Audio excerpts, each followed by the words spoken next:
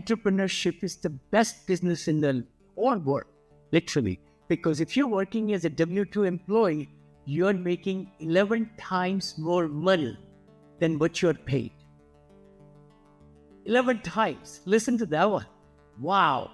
So in other words, you get paid one, the company keeps 10 times of your money as profit. So whatever. This is Vinney Chopra, Vinney Smile Chopra. Thank you for following me on social channels, listening to my podcast, YouTube channel, all the different channels, and also liking the podcast. Please give us a 5-star review, subscribe to it, share the content. My blogs are there. Please watch them too and read them. Also, YouTube channel, all the different ones. My Vinney and Beau show on Friday at 9 a.m. Pacific every week. And also Abundance Mindset with Vinney and Walter Amarello on Thursday live. Please enjoy this show. Thanks again for everything. God bless you. Hi friends, this is Vinney Chopra from here in Danville, California. And you might be saying, hey Vinney, what are these over here? I wrote this book a few years back, Apartment Syndication Made Easy. It became top seller. I came from India with $7 in my pocket. It says 500 million. It's going to be 1 billion very soon. I'm right at about 850, 900 million. And then I'm ready for the next billion. Actually, you will see that happening, 2 billion in this book also. The other book I wrote, which has been a very big positivity, has been my life. Always, I've been married 43 years with 2 children. And the beauty is to be positive, the mindset that can take you to all the places in the world. And that's the book that also became big seller. My third book, Senior Assisted Living, is coming. So do yourself a favor. Go ahead and click the link below to get free copies, audio copies of these books, even printed copies of these books. Printed means digital if you can't afford it. But I would highly recommend for you to get these or go to Amazon.com. Just go to Amazon. I got it in soft cover, in hardcover, in Kindle, in audio, also the Spanish version of this book also. So let's crush it, guys. I know you can be successful. I know you can do the kind of things that you want to do in life and have the streams of income and know how to really educate yourself so that you could become a strong force in this world in real estate. I know you can. So take that step. Don't just be on the sideline. Take charge of your life. Take charge of your education. Welcome. We're back. And for you guys that don't know, Vinney had a knee surgery, right? Was it knee replacement or what's the actual technical term? It's the total knee replacement, brother. I had worn out my cartilage, everything. It was bone on bone. When I saw the surgeon, Beau, he said, Vinney, you should have done it 2 years back. Oh my God. With the positivity, I was not feeling any pain or anything. So I'm so glad it was done last Monday. I'm a new man. I'm walking. I'm rehabbing pretty good. Taking shower. Just standing without even the walker. So it's been very nice. And one thing which I was mentioning to you, Beau, I didn't want to contaminate my mind by looking in YouTube what the procedure is and how the knee will be cut at 2 places and the whole bit. It's very gruesome, but let the journey be its own journey. And the anesthesiologist said, oh, I've got a good cocktail in my pocket. A couple of times he said that. He came over and injected in the IV. I was gone for 4 hours. It's amazing. Modern medicine. You get the right doctors. And Yes. And a good thing you did it sooner than later. That's for sure. Yeah. No, this would be really helpful. I was limping a lot in Rome towards the end of our trip to Italy in April. And that just got me. Kids and Fenton has been saying that all the time. But kids said, Dad, go see the surgeon. He says, let's do it right away. I said, okay, let's do it. All right, today we're going to talk really great topics, and thank you for arranging this PowerPoint. All right, so today we're going to talk about, we're always trying to think of ideas of what is important today, right? And today, I think a lot of our real estate investor colleagues and different people like that, right? Like the ones that have multiple streams of income, the ones that create recurring revenue, they're in a much better position than if you're a one-hit pony, right? If you only have one stream of income, Yeah. and that stream gets disrupted, then that's how you can get really hurt Very financially. hurt, stressful. I mean, you lose sleep, you are not good, the whole spectrum changes, brother. Unless the money comes in every month into your bank account to pay the bills, start collecting, and then the credit card companies take advantage of us, 32% interest a year. Actually, they are trying to sue Visa company and everything anyway. But the big thing is you got to have more streams of income, more than one. That is right. That's what we're going to talk about. All right. So what is recurring revenue? Recurring revenue is income that you receive on a regular basis, such as monthly subscription, memberships, rental income, recurring services. This is recurring revenue. So as an investor, we pay a lot of stuff on recurring revenue. And I think this is what the slide's showing.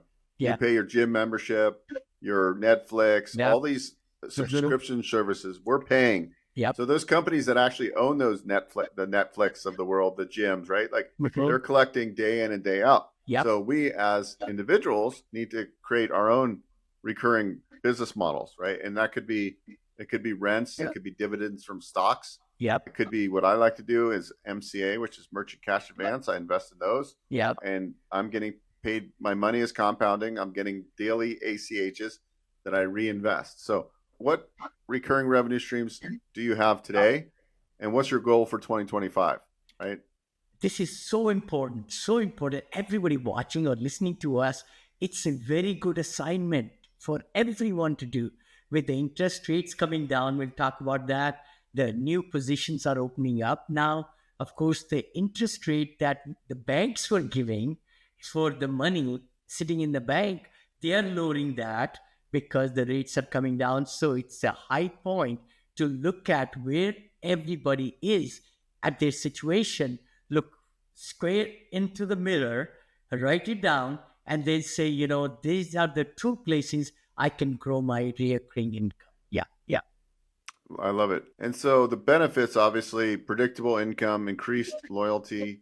Yeah. If you have some kind of membership or community that you run, reduce your reliance on one-time sales. So for me, for example, starting as a mortgage broker, right, I was only as good as my last loan funded. Yep. And that's no way to live, because as 2 years ago, the mortgage brokers of the world were crushing it. They were making tons of money. Yeah. And about half of those people, I don't know if it's half, but it's big percentage of those people are out of business. You know why? Because they didn't have any recurring revenue streams other than it was gravy train for them. And then what happens, I saw this a lot in the mortgage business, Vinny, when I was getting started, is that people would have a couple good months. They'd go out and buy themselves a BMW, right? But they didn't really understand the fact that, look, you can't control the economy. And sometimes when rates shoot up from 3% to 7 or 8, your gravy train's going to run out. And so I think it's really critical to see that. And we saw that too, right? In multifamily. A couple of years back, multifamily was a gravy train. And now it's a lot harder to get returns. Yeah. So you have to have these multiple revenue streams. It's critical. So true, but what you're saying, the big thing is, if I can capsulize it, you got to pivot. Don't be stuck in the rut. Don't just say, hey, this is the only way. Of course, W2 if you have, and it's a constant job and everything. Again, layoffs are happening in a few places. But the key thing is you got to have a side hustle. You and I talk about it. Become an entrepreneur or a franchisor, or how you could really invest your money to make more money. Velocity of money. We talk a good thing about that. We also talk about good debt and bad debt. Bad debt is what you just said, Beau, right? Getting a Mercedes or this or BMW or get a Gucci belt. The key thing is you got to put money where it's making more money for you. So streams of income is what we are talking about today. Yeah, I look at these as the money you invest as your employees, right? They're your employees. They're your workers. Yeah. So you got to set up, what I didn't do early on, which now I'm getting better at, was like, look, when you have a surplus of money in your bank, you get lazy.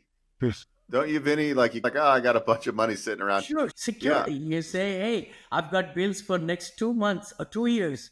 Already money there. People say emergency fund should be 6 months, but a lot of us have money for 10 years. We don't have to work anything even more. But the big thing is, you're right. You got to be always reapplying that money. Keep little money in your savings account, personal savings, and personal cash. I say that, but invest that money out in different places. Yeah. So that you see it at a smaller number as you're paying your bills, that motivates you to bring more streams of income and things like that. totally. Yeah. And that what I've noticed too is, look, I have so much money going out on different things for my business, and this app and that app. Yep. It's easy to set up a debit from your bank account that you send $500, $1,000 into different accounts that you're saving. So I'll put $1,000 a month now into my MCA business, where I'm invested in over 100 merchant deals right now.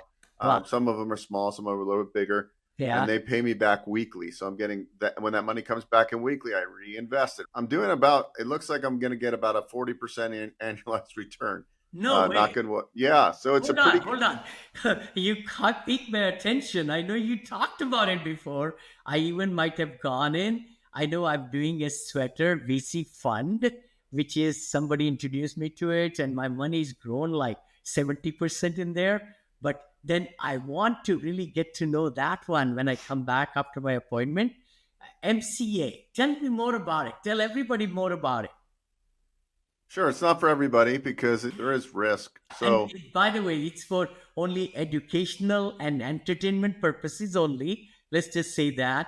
Hey, we are not CPAs, we are not attorneys, guys. We are just regular people who are crushing it. We've done pretty good. And we try to share hacks with our followers so that they can also maybe implement those techniques and everything to grow their incomes. So go ahead. Yeah. MCA. okay, I've been in the lending business for a long time, and I forgot exactly when merchant cash advances really became a big. Basically, it's not a loan; it's an Yes. advance on revenue.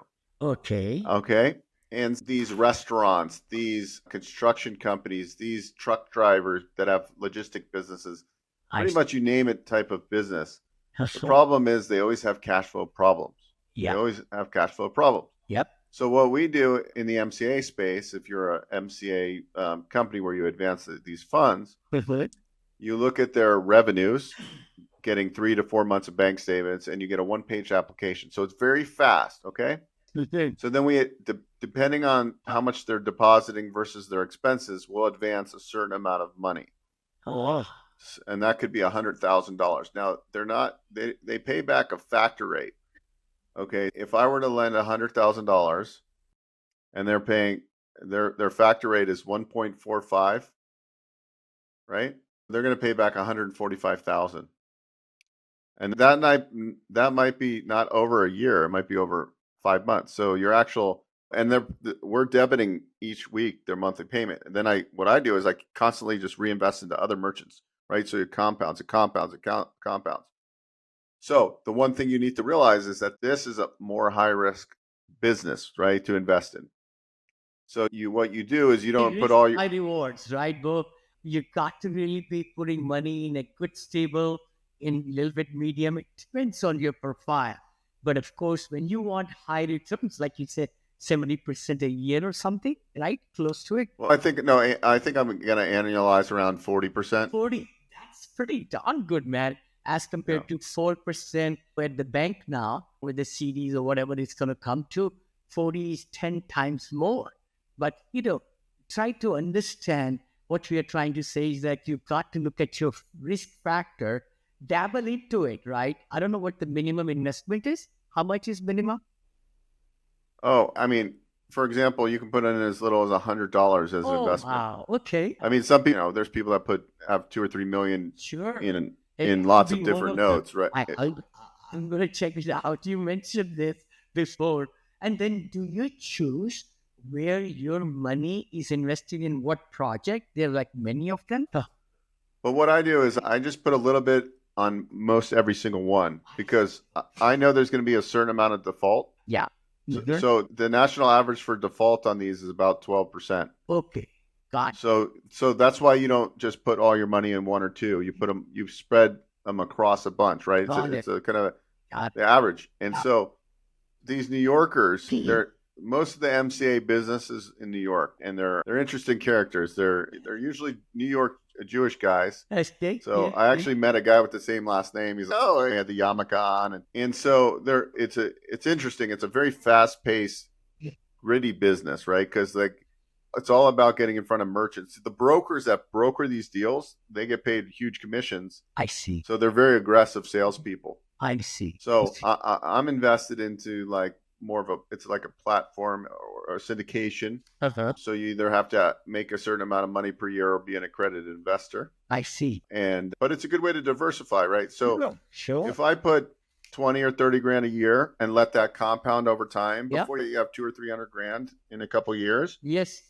And then I would say diversifying your income streams, and that's what I'm doing, right? I could have one or two Airbnb, I could have one or two long-term rentals, I could be invested in a assisted living facility syndication. Hey, I could own a franchise. I could be a part. Wait, Todd, after my surgery last week, very good news came. We got the license. Oh, congratulations! And we had 2 tours. Both said yes. 100% closing. Very good. Oh my God. Good. 5,600 for one. 5,600 for one bedroom. And then another one is very small bedroom in this house we have in Scottsdale. Out of 8 bedrooms, I think 3,600 for that one. But it'll be pair, 36 and 36. So that brings 7,200 for that one room. Very good. Yes. So now you need to get 6 more and you're occupied, right? I know. And we are doing some paid marketing. Monica is just amazing, our daughter. On Canva, she's designed some brochures like nobody's business. She designed the whole promotional package and signs and banners and the marketing materials, business cards and retractable banners, all that. Maybe next week I'll share that. We can educate the people, as one show we did, how to buy them, and now how to market and how to fill the RNLs with good marketing. Maybe that will be something. Yeah, I love it. That's great. Yeah. Congratulations on that. Thank That's you, good news. brother. Thank you. I'm so happy. This all starts with the mindset, right? I mean, last year I went there in Phoenix and the seed was put in my mind, right? The seed got put in. We didn't buy that hotel comfort suites to convert into senior living. But then this April, when Monica and I went, we just saw the opportunity like glowing in our eyes. And that's when we started talking to brokers and everything. And so once you get a good idea, guys, you've got to take it to the next level. You've got to act and find the ways to get it done. Like I closed on both these homes in 10 days. What? Yeah. I would definitely say you're an action taker.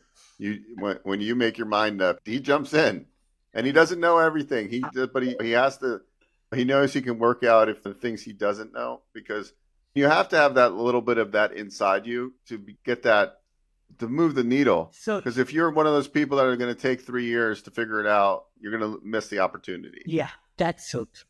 That is the key. And I'm so proud that I got an offer on my duplex in Texas.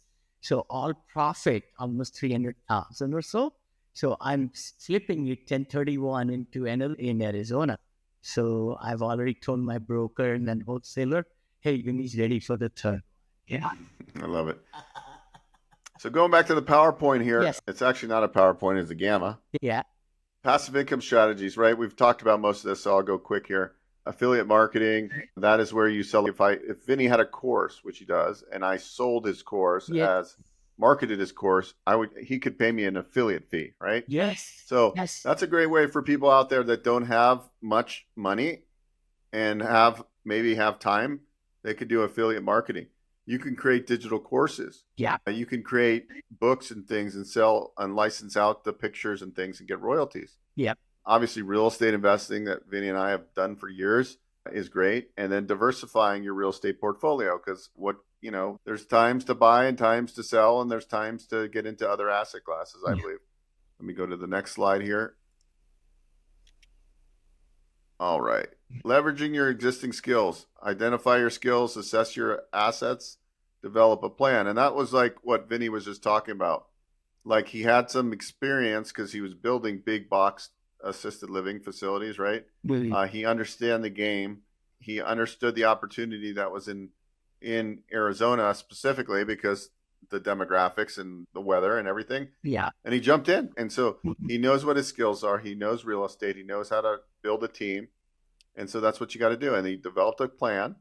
It wasn't the end all be all. He didn't spend years creating a plan. But I think as you get more confidence in your skill set, you can move on things quicker, right? If you've done enough deals, you can move on deals quicker. Yeah. And because some people have to figure out every single angle, and then they never even do it. Yeah. And so we can make things more complex, if I may say, Bob. Mind looks at all the intricacies, all the stresses, all the strains.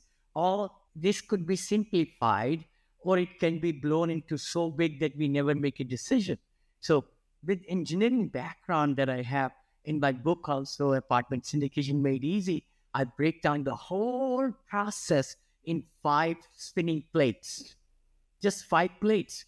And a lot of people, 300, 400 reviews, positive reviews on Amazon now, and it's still doing very good after 5 years. My book is, people are liking it and they're learning a lot from it.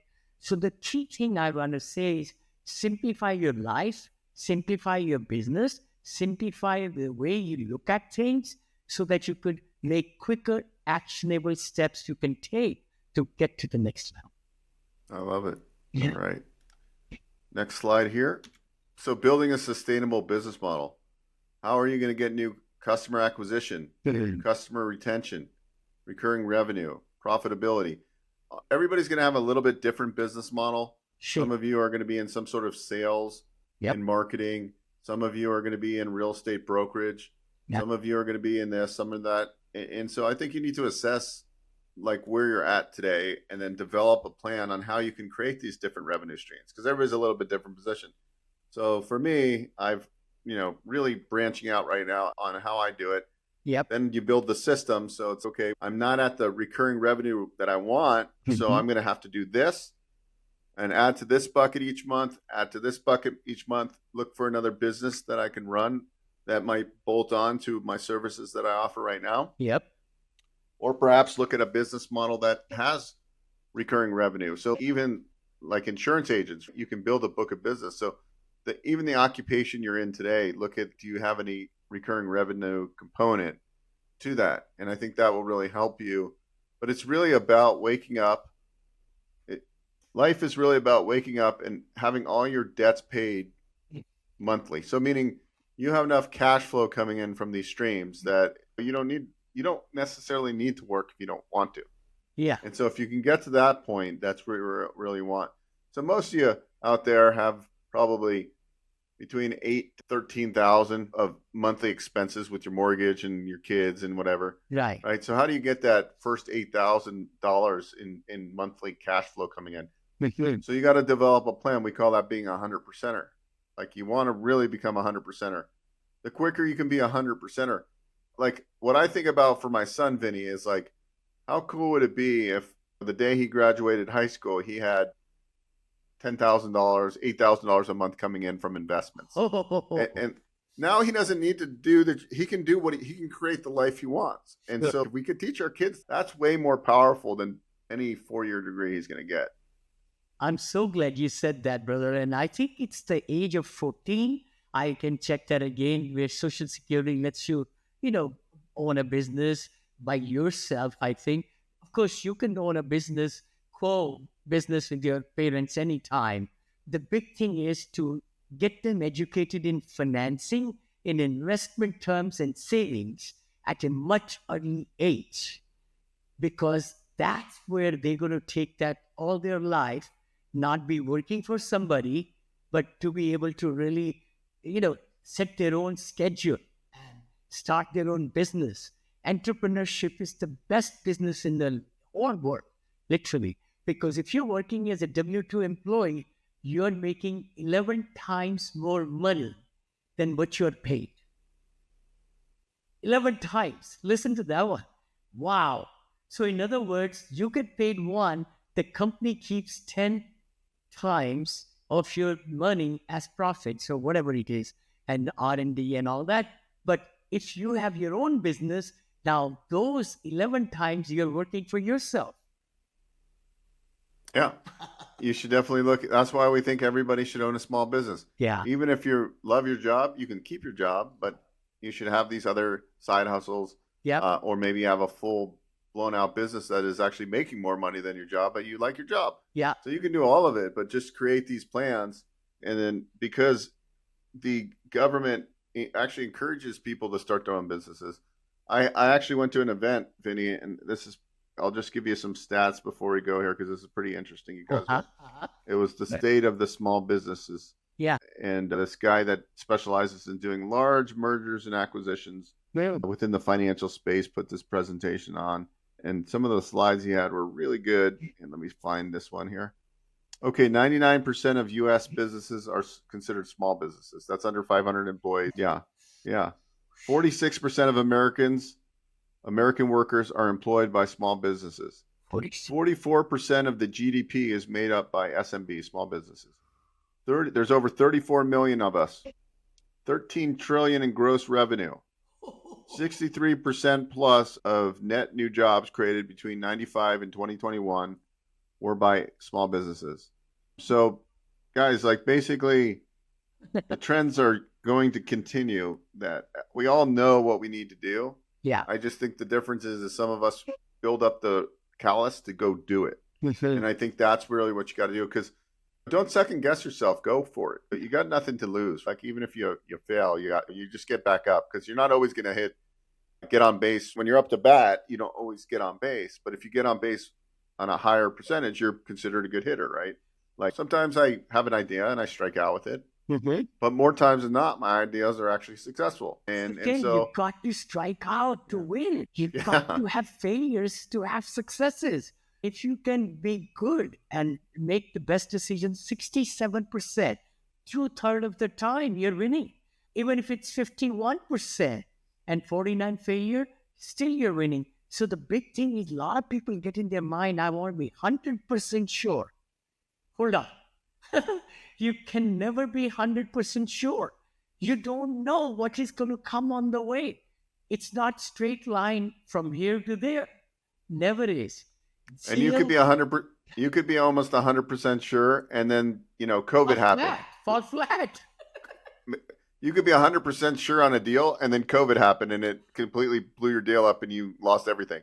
You just never know. You could be 100% sure, and you happen to cross the road and get hit by a car. We don't know. We don't know. I mean, we could take some precaution, but you just never know when there's going to be something that happens. So I just think, like, guys, like you have to use common sense when you're looking in a business, but at some point you just have to realize that I'm not going to possibly know everything. Yeah. But if I jump in, maybe I learn something, and maybe I realize that I made a few mistakes. But I think the more you can just pick yourself up and say, oh, okay, what did I learn from this? Like when I throw an event and I get a bad turnout, for example, when I do a virtual event, yeah, it's a little disappointing. And then when then sometimes I throw an event and there's like triple the amount of people. And I'm like, wow, this is awesome. So don't get discouraged, because all in all, there's going to be thousands and thousands of people that see my podcast and my webinars. So what's the real big thing? And I always look at the benefit or the pros. So even if I only had 20 people on a call and I wanted 50 or 60 on that call, I've done a presentation. I've practiced my skill. I have content to repurpose. And when the replay goes out to the other 500 people, they're going to buy more stuff anyways. That's right. So it's everything. And I just move forward every day. Like yesterday, I said, I'm going to come up with a new event. And I did. I went on and I was like, all right, I need a logo. I went on and designed a logo online, which was just a rendering. I sent it to my VA. She made it like professional. And so I'm doing an event December 5th, I think now, called Business Funding Event. And I just Love thought of it. it in 2 Business seconds, planning. wrote. That's up Yeah, your so- alley. That's up your alley. And so I'm going to do, and then I have my Business Ownership Summit event, which is October 5th. Yeah. I have over 2,000 people. Now, there's only a certain percent that will show up, but I've never had 2,000 people sign up for anything. No. Yeah. But it's the power of that persistence that we have, Yeah. the power to keep learning Yep. and just go forward. And so I encourage everybody out there, start working on creating multiple revenue streams. Even if you can only put $100 or $200 a month away, Yes. do it. If I would have been better at this as a young guy, a young business professional, I would be so much further ahead. So don't kick yourself for not starting when you're 20. I'm 46. Yeah. Just do it now. I'm 72, brother. Right. I want to just say thank you, everybody, and thank you both for contributing so much.